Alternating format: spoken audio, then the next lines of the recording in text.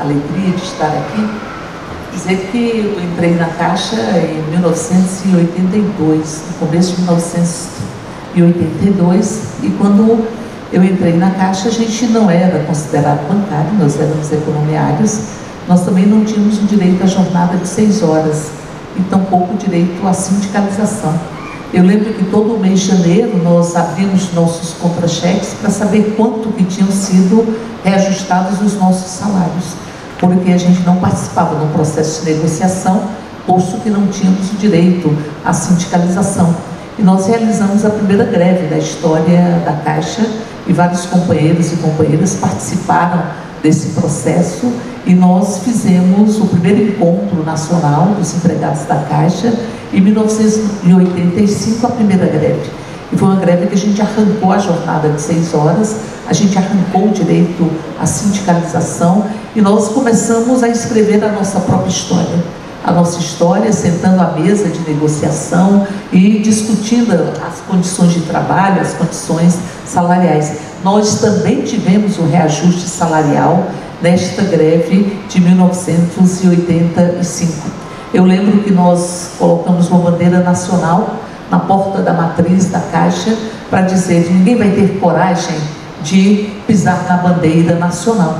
Portanto, nós vamos ter um símbolo para que nós possamos assegurar a participação do conjunto dos empregados e empregadas da Caixa neste movimento. E eu penso que hoje a bandeira nacional foi arrancada do povo brasileiro. Ela não pode carregar esse cheiro de sangue dos povos indígenas, ela também não pode carregar esse cheiro de morte, e ela nunca deve estar enfeitando as salas escuras de tortura. A gente precisa da nossa bandeira nacional de volta. A gente quer a nossa bandeira nacional agasalhando nossas crianças, nossos meninos e meninas, e quer essa bandeira nacional tremulando num céu que é um céu muito sólido, que é o céu que nos protege. Por isso, os desafios são imensos. Imensos para a Caixa, imenso para cada um e cada um de nós. Nós, esta empresa, deu expressivas e belíssimas manifestações de solidariedade. Eu, quando trabalhava na compensação à noite, porque estudava na Universidade de Brasília e não tinha curso noturno na Universidade de Brasília, e a maioria dos trabalhadores da compensação noturna eram da Universidade de Brasília. Nós éramos estudantes e trabalhávamos à noite para poder continuarmos e fazermos os nossos cursos na universidade. E ali houve uma reunião de todo o meu setor para dizer o seguinte: você que já está no movimento estudantil, que a gente vê nas assembleias da UNB, você precisa entrar no movimento das 6 horas, você precisa entrar no movimento da sindicalização, e a gente vai segurar as condições de trabalho para que você possa lutar por cada uma e cada um de nós. Uma das manifestações belíssimas de solidariedade que não ficaram por aí. Vocês, cada um e cada um sabe o que aconteceu quando nós tivemos 110 pessoas demitidas na Caixa. Aí em Minas Gerais, em São Paulo e em Paraná, onde as pessoas decidiram manter a greve e foram demitidas por isso. E nós começamos o movimento para repor os salários dos empregados e empregadas demitidos. Um deles, Jair Pedro, hoje nos representa na FUNCEF e foi presidente da FENAI. E nós fomos de canto em canto desse país, para que cada empregado e empregada pudesse contribuir com um percentual do seu salário. E começamos pagando o líquido dos salários, e depois nós pagamos o bruto. E quando havia campanha salarial e nós tínhamos reajuste, nós conseguíamos manter este reajuste, para que esses companheiros e companheiras não abandonassem a luta para sobreviver, mas pudessem sobreviver pela solidariedade e pela importância da luta que cada empregado e empregada da Caixa tinha e sentia dentro de si. E nós, por fim, estávamos discutindo o pagamento de um plano de saúde para esses companheiros e companheiras, quando nós conseguimos, na mesa de negociação, que eles voltassem a estar entre nós. Isto não é qualquer categoria que consegue desenvolver. Essa empresa tem um poder imenso, um poder de mudar a vida do povo brasileiro, mas também carrega o poder de ter um corpo de trabalhadores e trabalhadoras que manteve esta empresa como uma empresa pública, resistindo a todos os ataques. Nós resistimos muito. Nós resistimos e conseguimos a centralização das contas do FGTS na Caixa, porque os trabalhadores sofriam um espulho nas suas próprias contas. Foi luta dos trabalhadores e trabalhadoras. E quando eles queriam nos unificar com o Banco do Brasil, com o BASA, com o BNB, para diminuir a nossa atuação, nós estivemos em todos os cantos desse país, abraçando essa empresa com as cores ocre e azul. Quando eles quiseram fazer com que a Caixa se transformasse em um banco de fomento e deixasse de atuar no mercado, nós também nos mobilizamos em todos os cantos desse país para fazer valer o que representa a Caixa, que nasce como um monte de socorro para financiar inclusive a liberdade, a alforria, e é a função dela, financiar a liberdade da casa própria, financiar a liberdade do crédito para a população, financiar o desenvolvimento deste país. Por isso que não me venham esses que acham que pode transformar a Caixa em sua propriedade, porque esses têm a resposta da história, e foram mulheres que denunciaram o que estava na Caixa Econômica Federal através do setor de Guimarães, como também foram as mulheres que arrancaram a faixa presidencial que estava no peito estufado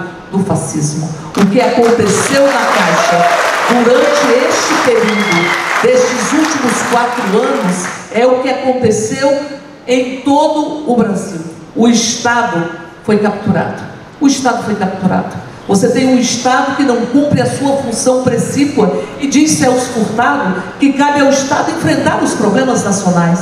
E os problemas nacionais, eles são cortados pela lógica da desigualdade, seja a desigualdade regional, a desigualdade racial, a desigualdade de gênero, a desigualdade social. Esse Estado que deve enfrentar os problemas nacionais, ele foi colocado em um cativeiro, porque aqui nós temos um Estado que não cumpre a sua função precípua. Nós temos uma FUNAI que tem uma política anti-indigenista. Ontem nós tivemos na comissão que acompanha a apuração da morte do Bruno e do Dom, e o Bruno foi morto por esse Estado capturado. Porque quando estive lá em Atalaia do Norte, nós vimos primeiro todos os indígenas. Quando começavam a falar do Bruno, eles choravam de muita emoção. Mas também nós vimos indígenas levantarem e dizer: quando a gente acorda, parece que tem um alvo nas nossas costas. E vimos também funcionários da FUNAI dizerem que a gente tem a impressão que não vai sobrar nenhum de nós. E o Bruno teve que sair da FUNAI para exercer a função que seria da FUNAI. E também escutamos, se ele estivesse na FUNAI e se tivesse estado naquela zona de fronteira com tantas expressões de crime organizado, ele estaria ainda entre nós. E é em nome dele que nós lutamos todos os dias para que o Estado saia deste cativeiro, porque no Ministério do Meio Ambiente é uma política antiambientalista, no Ministério da Defesa dos Direitos das Mulheres é uma política antifeminista, na Fundação Palmares é uma política racista, no Ministério da Educação é uma política contra o que representa a educação de consciência crítica e liberdade de cátedra. Portanto, o Estado está encarcerado. Mas não é só o Estado que está encarcerado. Eu diria que a verdade também está encarcerada, porque nós não tivemos um negacionismo pontual. Não foi apenas a vacina, não foi apenas a ciência, não foi apenas a terra redonda que foram negadas. Houve um negacionismo estrutural. Se negou a própria realidade. Se construiu uma realidade paralela. Sabe o que lembra? Lembra Cazuza: a tua verdade não corresponde aos fatos e a tua piscina está cheia de ratos. Lembra Cazuza, a negação da própria realidade. E se eu tenho uma realidade posta, eu tenho diversas interpretações da realidade. Isto é um debate democrático. Mas se eu tenho a realidade capturada e substituída por uma versão faccesca, mentirosa dos próprios fatos, dentro desta realidade paralela, desta realidade mentirosa, desta negação dos fatos, só cabe quem pensa da mesma forma. Por isso há uma expulsão do outro. O outro só existe se pensar como eu penso. O outro só existe se amar como eu amo. O outro só existe se tiver as mesmas crenças que eu tenho. Há uma expulsão do outro, porque só cabe nesta mentira que tentam substituir com ela a própria realidade quem pensa da mesma forma. Portanto, nós temos o Estado capturado, nós temos a realidade capturada e nós temos a democracia capturada. E um profundo cinismo dos que dizem que defendem um golpe militar para destruir o resultado das eleições democráticas e dizem que fazem isso em nome da democracia. Ou seja, é um cinismo que está estabelecido e que ostentou uma faixa presidencial que o povo brasileiro arrancou no último processo eleitoral. E pense no que isso significa. Pense no que significa. Nós nunca tivemos uma compra de votos tão institucionalizada. Nós nunca tivemos um Bolsa Família que de repente se transforma em Auxílio Brasil e que se aumenta o seu valor. Em um presidente que, quando o deputado dizia que Bolsa Família era a forma de comprar votos de idiota, e diziam que as mulheres engravidavam e diziam: aqui está meu micro-ondas, aqui está o meu fogão, em função do Bolsa Família. Este que tem esta noção, que acha que é natural a pobreza e que é natural a fome, e que nega a própria fome, porque nega a realidade. Diz: não, o Brasil não tem fome, o Brasil não tem fome. Era o que estava dito.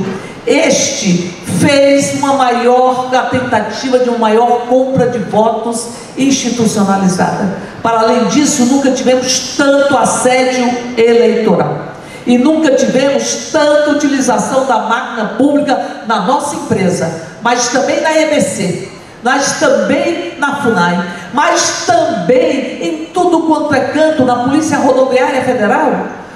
Os membros da Polícia Rodoviária Federal, do sindicato, nos diziam que eles estavam sendo proibidos de multar caminhoneiros.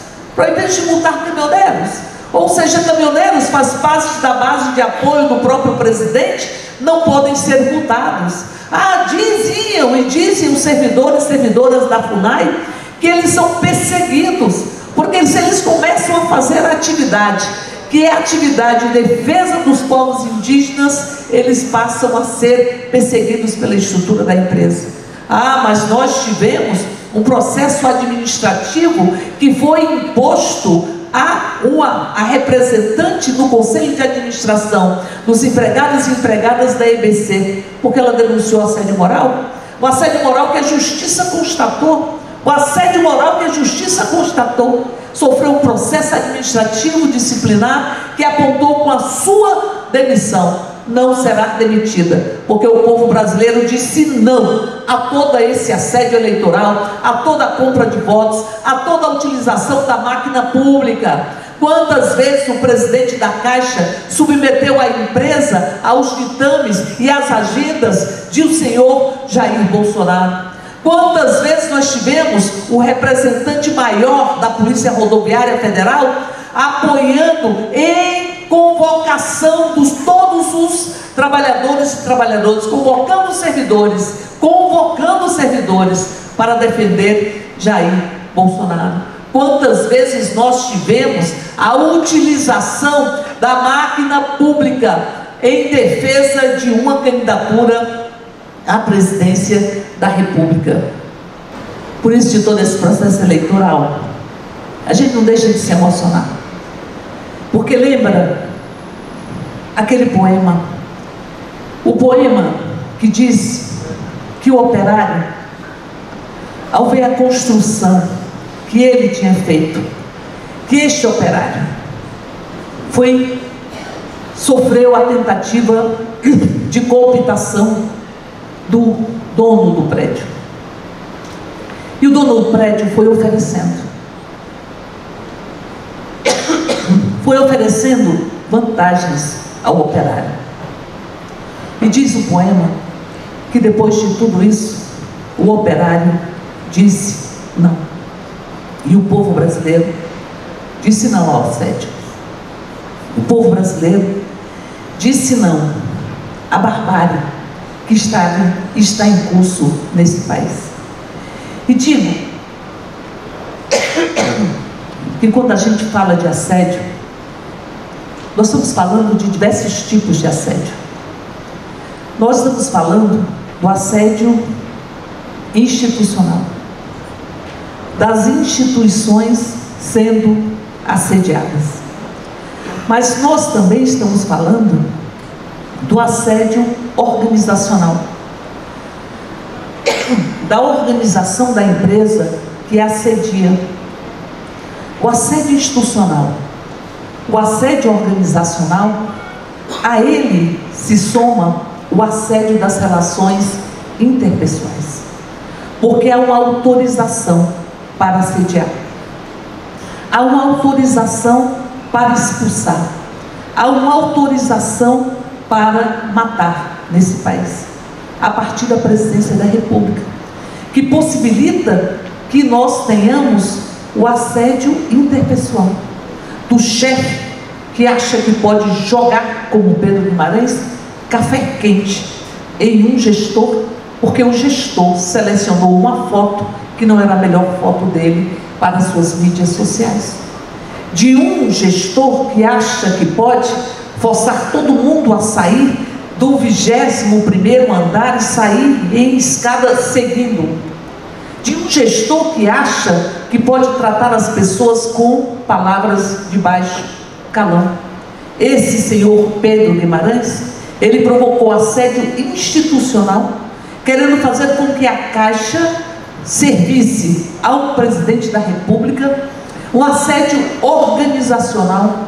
O assédio organizacional, porque uma das coisas que nós vamos ter que rever é o sistema de comissionamento dentro da Caixa. Ele não pode ficar sem transparência, como ele está hoje. E outra coisa que nós temos que rever, e que tem que haver punição sobre isso, é o que é chamado de KGB, ou um grupo que vai analisar quem são as pessoas, como elas pensam, como elas se posicionam, nas suas vidas pessoais, quais são as suas opções políticas. Isso vai ter que ser investigado.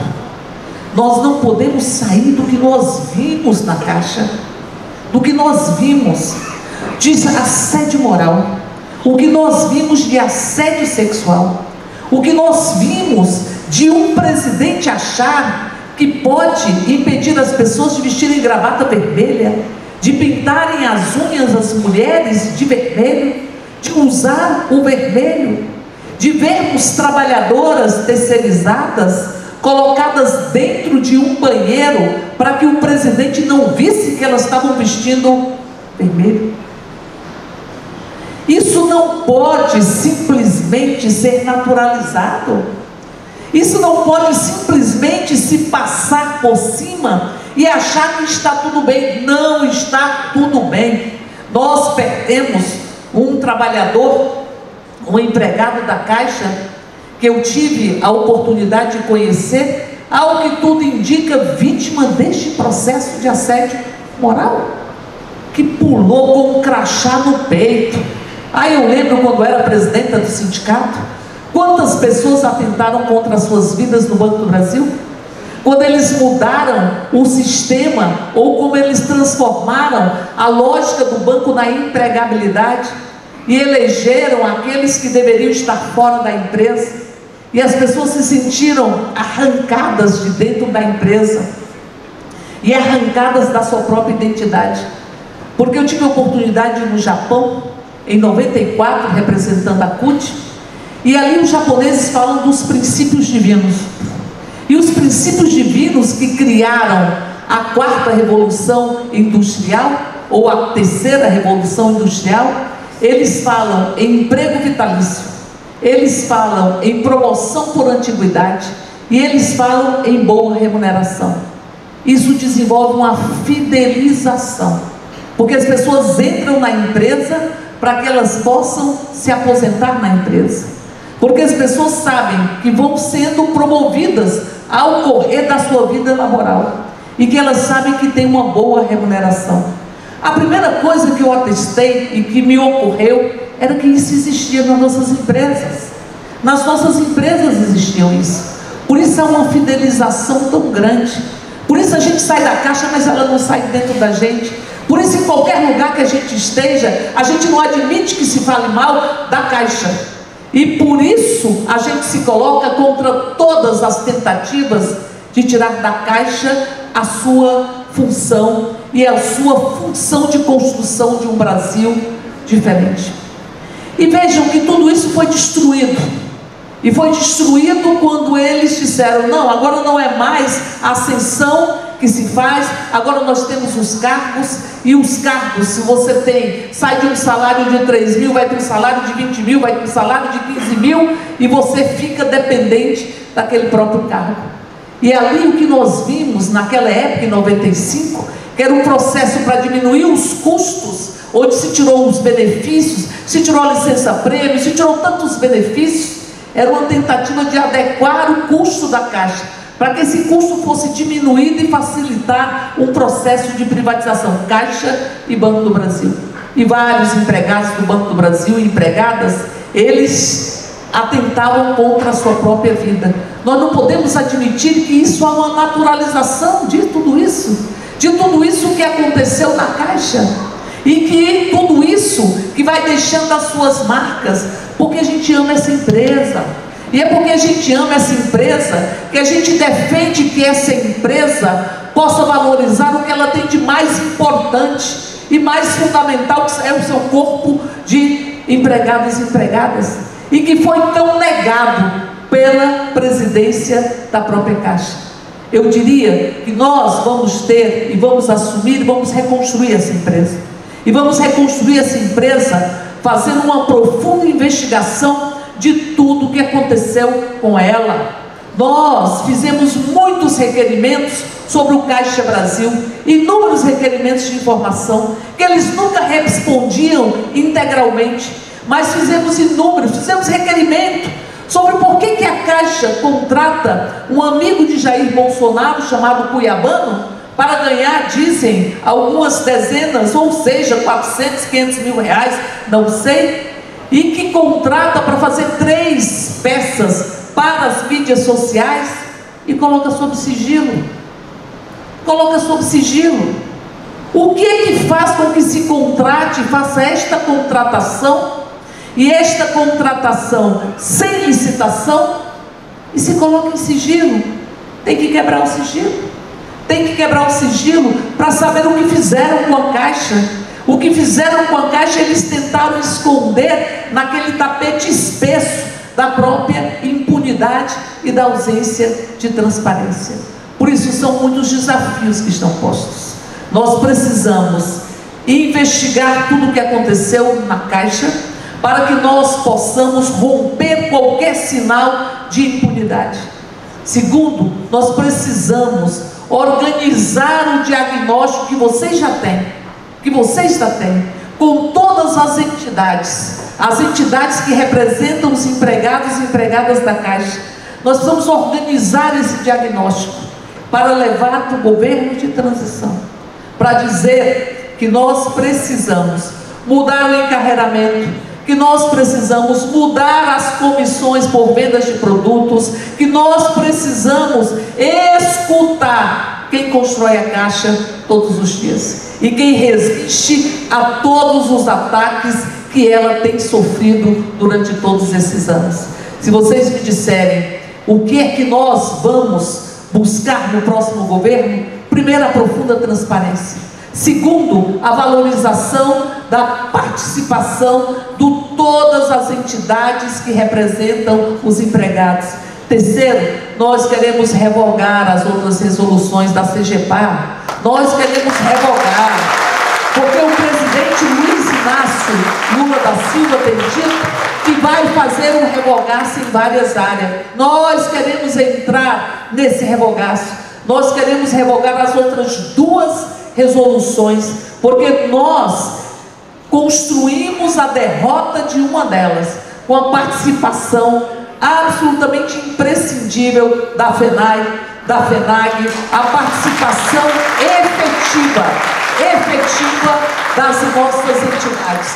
Nós conseguimos salvar os nossos planos de saúde, não só os nossos, mas de milhões de trabalhadores em todo o Brasil. Pensem vocês que os trabalhadores, servidores da Companhia do Vale de São Francisco, eles iam ter seu plano extinto, porque tem menos de 20 mil vidas. Mas o plano era saudável, mas o plano é superavitário, mas o plano estava bem, seria extinto pela resolução da CGPAR. Por isso, nós precisamos apresentar o que nós queremos revogar nas resoluções que foram feitas contra os trabalhadores e trabalhadoras. Por que nós temos que ter limites para a contratação, limites de pessoal? Por que não é a própria empresa que define qual é o número de trabalhadores que ela precisa para efetivar o seu plano de negócio, a sua função estratégica e a sua função social?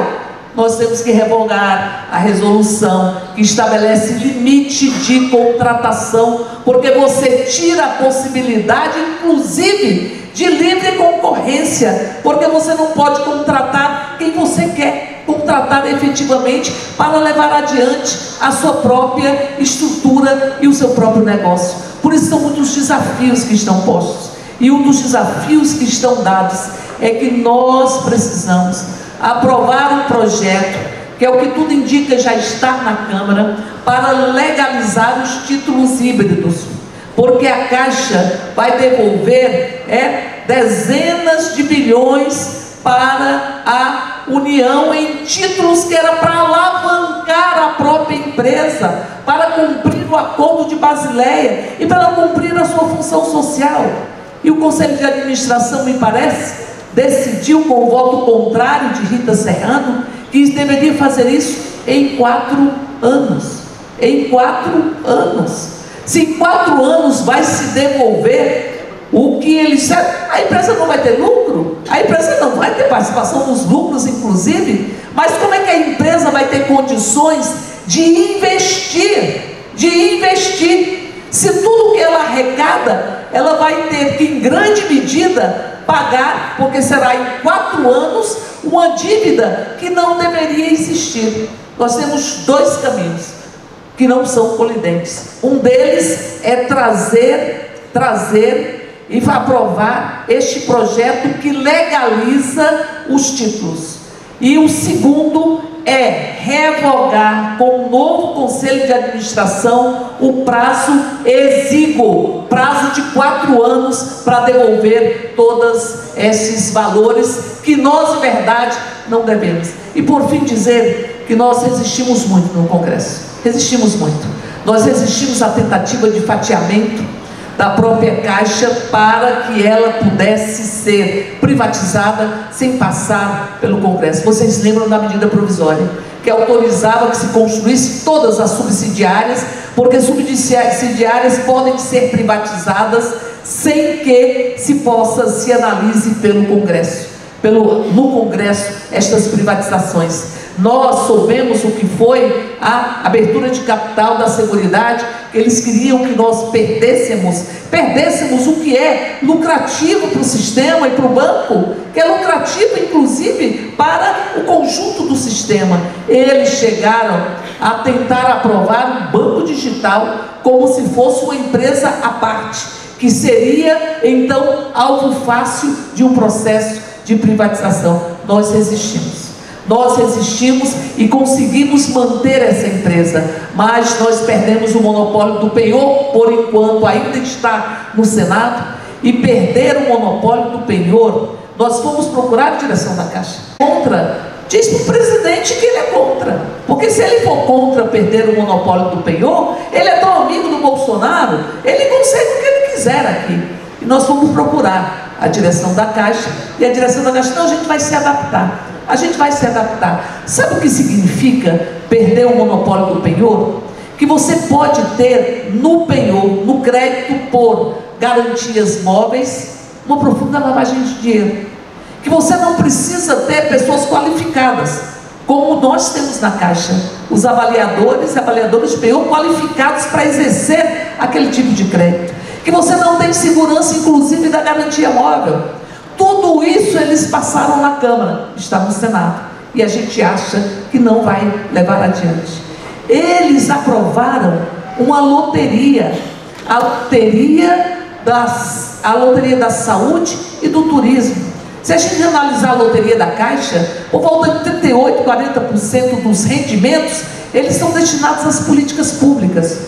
E nós aprovamos na Câmara que estas loterias seriam geridas pela Caixa. E aí nós temos segurança da expertise. A Caixa é uma das empresas que mais entende de loteria de todo o mundo, inclusive do Brasil.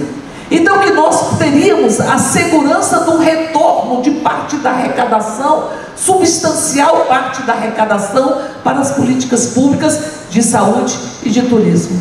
Eles aprovaram que poderia ser iniciativa privada. Eles aprovaram no Senado e depois na Câmara que poderia ser contratado sem licitação, e eles aprovaram que iriam para a política de saúde e de turismo 3,37%. Ou seja, são 40% que vai da Caixa, ou 38%, e alguns prognósticos de loteria para as políticas públicas. 95% da arrecadação iria para a empresa que vai operar estas duas loterias. E as políticas públicas, saúde e turismo, receberiam 3,37%. 1,63% iria para qualquer entidade esportiva que a gestora privada quisesse estabelecer como alvo de patrocínio da própria loteria. Esse projeto passou pela Câmara, foi modificado no Senado, a Câmara reafirmou as modificações do Senado e ele foi sancionado pela Presidência da República.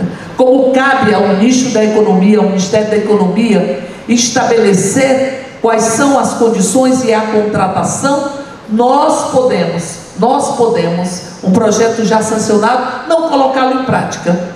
Mas nós também podemos dizer, se vai ser colocado em prática, o Ministério da Economia define que é a Caixa que vai gerir estas loterias e vai fazê-lo nas condições que a Caixa tem de responsabilidade com as políticas públicas.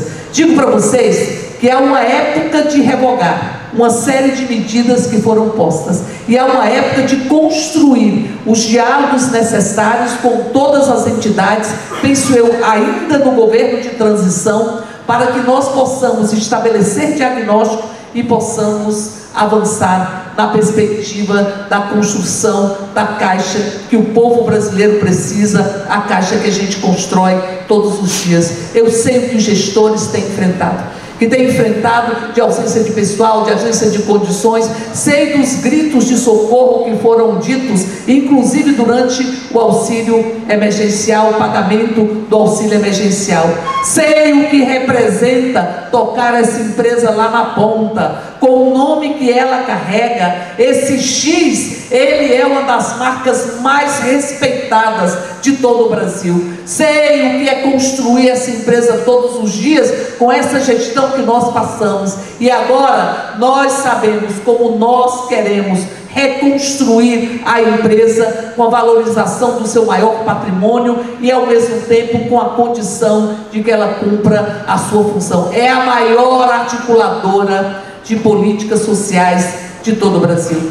Sabe quem? Sabe esta empresa, a maior articuladora de políticas sociais do Brasil é a Caixa. Sabe essa empresa que está responsável por 98% da habitação do crédito habitacional de baixa renda? É a Caixa. Sabe essa empresa que dá lisura ao FGTS dos trabalhadores e trabalhadoras? É a Caixa. é a Caixa, esta empresa que o Brasil precisa dela e que nós vamos reconstruí-la. Por isso, continuem contando com o nosso mandato. E esta organização da FENAG, das entidades que representam os trabalhadores, da FENAI e todas as entidades, é fundamental, porque foi essa unidade que ajudou a derrubar a resolução da CGPAR, e é essa unidade que vai reconstruir essa empresa, porque tenho absoluta certeza que nós vamos começar uma nova era no Brasil. Nós vamos tirar o Brasil da barbárie, nós vamos tirar o Brasil da fome, nós vamos ter um projeto de desenvolvimento nacional e nós vamos ter a efetivação dos nossos instrumentos estratégicos para esse projeto de desenvolvimento nacional. Eles não precisam da Caixa, nem do Banco do Brasil, nem da Petrobras, nem da Eletrobras, que a gente quer reestatizar. Estamos discutindo com o governo de transição, nós queremos reestatizar, porque foi abertura de capital, nós queremos as condições para reestatizar a própria Eletrobras. Porque quando não tem projeto de desenvolvimento nacional e a acumulação do capital está na mão do rentismo, você não precisa de instrumentos estratégicos, porque não há produção. Não precisa do crédito produtivo, não precisa do crédito social, não precisa de energia, não precisa de petróleo, não precisa de logística, não precisa dos instrumentos estratégicos. Como agora terá projeto de desenvolvimento nacional, nós vamos precisar de todos os instrumentos estratégicos das nossas empresas públicas para reconstruir este Brasil. Por isso, uma alegria estar aqui e a convicção que a gente sobe em Ciranda, no próximo dia 1º de janeiro, a rampa do Palácio do Planalto.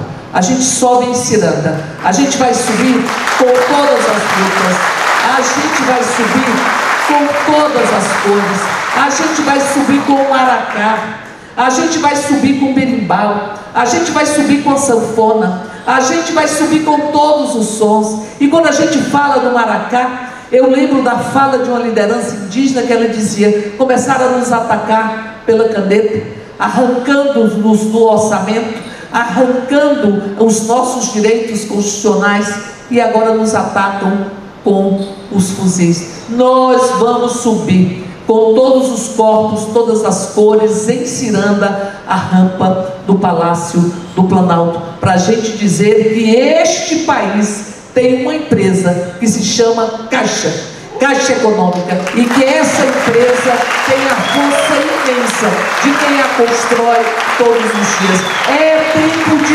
reconstruir, é tempo de levantar a cabeça, e é tempo de dizer: a sede moral, Pedro Guimarães, com o que ele representa, nunca mais. E é tempo de dizer: Bolsonaro, nunca mais.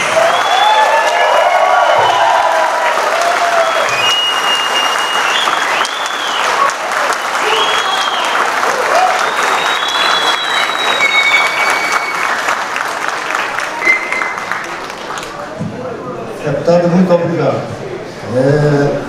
Lhe agradecer é pouco pelo que você trouxe para todos nós, tá? Pelo que as suas palavras conversam com o que a gente tem e com o que cada um traz das suas bases de todo o Brasil. Muito obrigado, tá? Muito obrigado.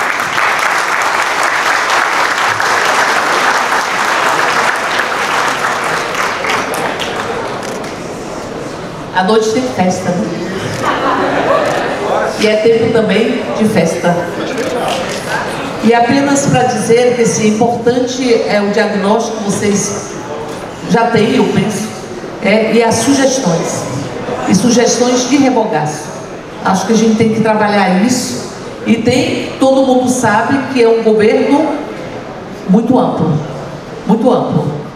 E a gente sabe que é importante que nós tenhamos na presidência da Caixa alguém que saiba escutar e que saiba exatamente o que é ser empregado e empregada da Caixa e o que representa esta empresa. Por isso é um período também de muita atenção, muita atenção. Por isso digo eu que a gente não tem que esperar quem vai ser o novo presidente da Caixa para colocar as nossas sugestões. Nós temos que começar a fazê-lo agora. A questão do EHCD, a questão das resoluções, a questão do critério de comissionamento, que não tem transparência, eliminar todas as formas de perseguição e, ao mesmo tempo, penso eu, nós temos que apurar o que aconteceu na Caixa.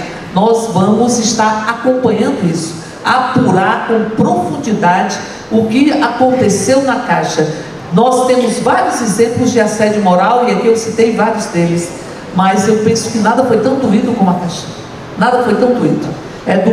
Do presidente da Caixa sentir que a empresa é dele, confundir as suas redes sociais com a rede da Caixa, confundir as redes da Caixa com as suas redes pessoais, e achar que as empregadas da Caixa são propriedades dele, e que ele tinha um poder absoluto. O nível de assédio moral, isso de você não poder entrar com o celular dentro da empresa, isso de você, enfim, tudo isso que nós vivenciamos. Isso, penso eu, se a gente não responder, se a gente não apurar, e nós vamos lutar para isso, para que a gente possa apurar e para que a gente possa fazer justiça, e para que isso nunca mais ocorra, porque muitas vezes eu penso que fragilidade que tínhamos, que tem a nossa democracia, inclusive, para possibilitar tantos abusos. Nós temos que recompor o orçamento está completamente destruído. Só na saúde, nesses últimos anos, de 2019, com a emenda constitucional 95, se perdeu 90 bilhões, ou 60 bilhões, melhor dizendo, 60 bilhões. Então, portanto, é preciso recompor o orçamento e recompor a Caixa na sua inteireza. Agora, eu lembro muito do Takemoto, quando a gente estava em momentos muito doídos, com perspectiva de privatização fatiada, tudo isso que todo mundo vivenciou, e o Takemoto, ele dizia o seguinte: a gente já enfrentou outros momentos com dificuldade, e a gente conseguiu vencer todos eles. E aí, eu lembro muito das palavras do Takemoto, porque é isso que a gente está vivenciando agora. Com todas as dificuldades, e talvez nunca tenhamos tido. Eu entrei na Caixa em 82, como disse para vocês, um período de tanta devastação da autoestima, tanto adoecimento, tanto sofrimento psíquico, como nós estamos tendo agora, ou tivemos agora nessa gestão. Então, o Takemoto, ele dizia, e agora eu só reafirmo as palavras dele, ele dizia: a gente vai superar, porque os empregados e empregadas da Caixa têm um poder imenso. Já enfrentamos outros desafios. E aí eu me calo e me despeço de vocês com o Guimarães Rosa, que ele diz que o correr da vida às vezes embrulha tudo, e que a vida é mais ou menos assim: ora aperta, ora afrouxa, ora esquenta, ora esfria, ora inquieta, desassossega, ora se aquieta, mas a vida exige de nós coragem que nós tivemos para tocar a Caixa, apesar do que aconteceu com ela, todos os dias, e para dizer: estamos aqui. É o verde, é o amarelo, é o ocre e é o azul. É esse sim. Sabe o que significa X? O X em libras é abraço. É abraço. O X da Caixa é abraço. Abracemos o Brasil, porque o Brasil precisa, já dizia o slogan da Caixa, não de um banco. O Brasil precisa da Caixa. E eu sempre digo, não é à toa que ela não é o banco, ela é a Caixa.